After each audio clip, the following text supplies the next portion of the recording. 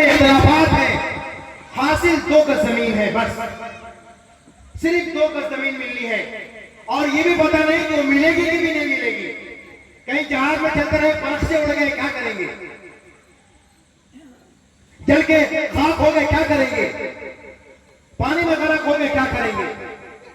कहीं गड़ के साल मर गए, क्या करेंगे? मेरे भाइयों, ये सारे इख्तिलाफात अपनी जगह पर, ये सारी बुराइयां अपनी जगह पर, लेकिन हमारा मिजाज और हमारा तरीक़ेकार अगर सुन्नत और शरीयत के खिलाफ चलता है, हमारा काम और हमारा अमल अगर अल्लाह के नबी सल्लल्लाहु अलैहि वसल्लम के तरीके से नहीं मिलता है, तो जमीन का ये कहना होगा कि तेरा आना ना मुबारक।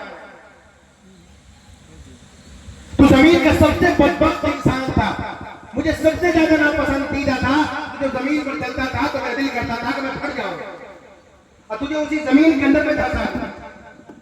हदीस पाक में आता है कि जो आदमी किसी की जमीन हड़प ले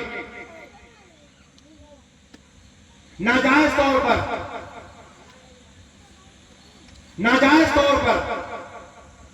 गैर वो चीजें जो उसके लिए नहीं थी, उसके बारे में आता है कि 7 जमीन का तौक उसके गले में पहनाया जाएगा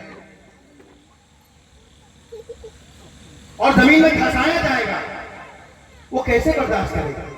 मेरे भाइयों, दुनिया का बुखार बर्दाश्त नहीं कर सकते, पेट का दर्द बर्दाश्त नहीं कर सकते, शुगर की बीमारी है तो आप अपनी शुगर को कंट्रोल नहीं कर सकते, अगर प्रेशर है दवा का सहारा लेना पड़ता है। मेरे भाइयों, वहां किसका सहारा चलेगा? कौन आएगा आपको बचाने वाला? कौन आपका हमदर्द बनेगा? जब आप बागी बनेंगे मोहम्मद अरबी सल्लल्लाहु अलैहि वसल्लम के, बागी बनेंगे आप कुरान के और बगावत करेंगे अल्लाह के हुक्म के साथ में, कौन बचाने वाला है?